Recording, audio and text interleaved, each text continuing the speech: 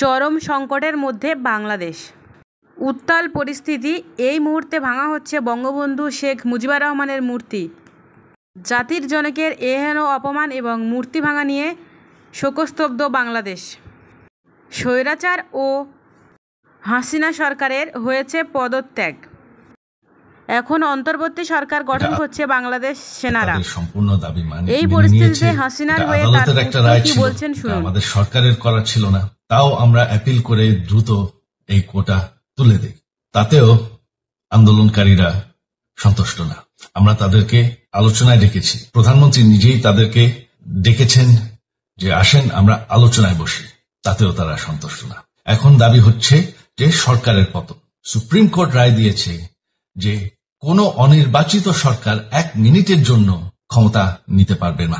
আমরা আওয়ামী লীগ, আমরা আন্দোলন করেছি, আন্দোলন করে এই দেশকে স্বাধীন করেছি, আন্দোলন করে গণতন্ত্র ফিরে এনেছি। শেখ হাসিনার পর আপনাদের কি হবে সেটা আমারও চিন্তার বিষয় না, আমার পরিবারের আর চিন্তার বিষয় না। আপনারা বুঝবেন 1 মিনিটের জন্য কোন অনির্বাচিত সরকার আমাদের ক্ষমতা। ভেঙে ফেলা হচ্ছে মূর্তি সমেত হাসিনার ছবি।